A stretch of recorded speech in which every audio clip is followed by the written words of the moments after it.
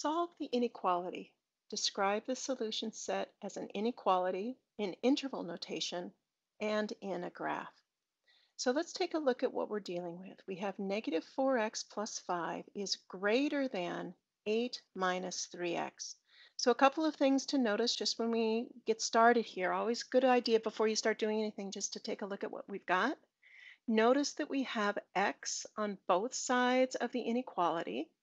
And we also have constants on both sides of the inequality. So we're going to need to work to bring the x's together on one side and the constants together on the other. With inequalities, it's always a good idea to bring the variables to the left side of the inequality because that's where we want the variable to be when we finish solving. So let's go ahead and get started with that. Let's bring the x's to the right side or to the left side of the inequality. Remember, we're going to proceed to solve this just as if it was an equation, but we have to be on the lookout for a situation where we might have where we're dividing both sides by a negative number. So we'll be on the lookout for that as we go. So first thing we want to do is we want to get both of these x terms together on the left side of the equation. So that means I need to get this negative 3x over to the left. So what we're going to do is we're going to add 3x to both sides. So we're going to add 3x here, and when I add 3x to this side, I'm going to line it up underneath that negative 4x just to be sure that everything stays lined up.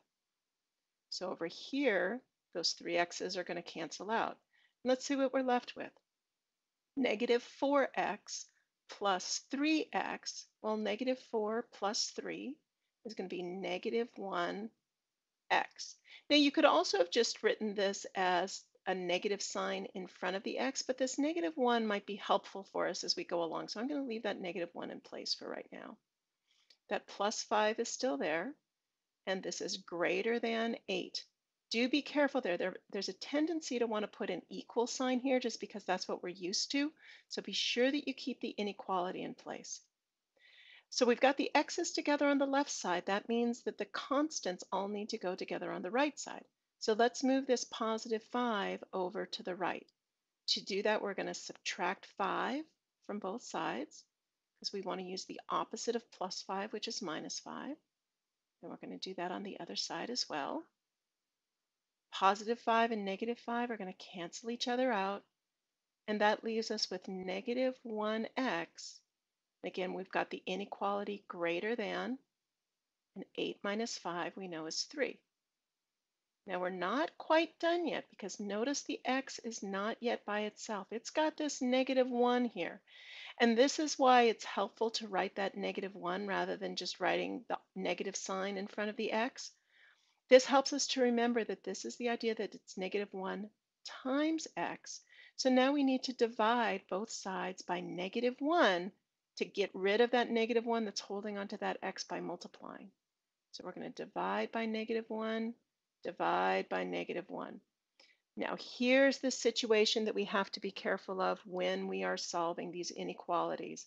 When I divide or multiply both sides of an inequality by a negative, that inequality is going to change directions. Okay, so when we divide both sides by a negative,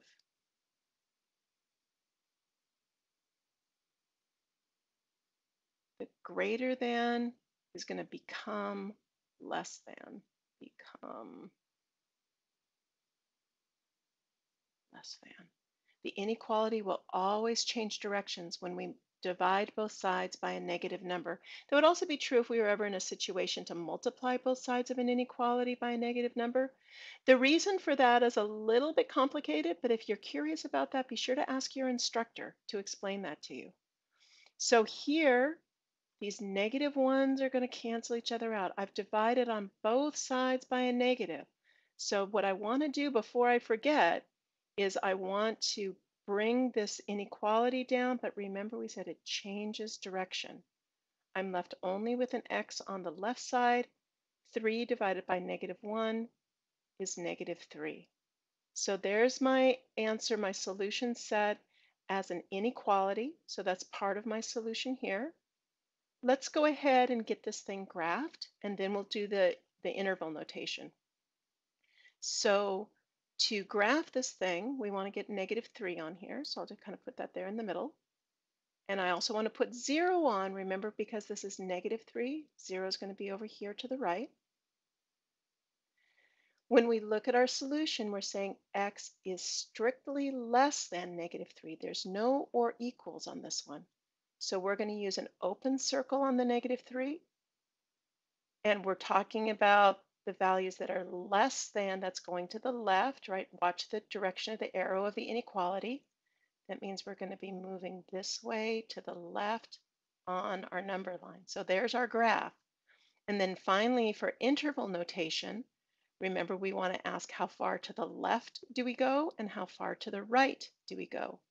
To the left, we go forever and ever and ever, which is basically saying we're going all the way down here to -infinity. So for my interval notation, -infinity is as far as we go to the left. And how far do we go to the right? Well, we go up as far as -3. -3 is not actually included in my solution. Remember, it was an open circle. If it's an open circle here, we're going to use the parenthesis. And whenever we use infinity or -infinity, we're going to use the parenthesis as well. And there's our interval notation.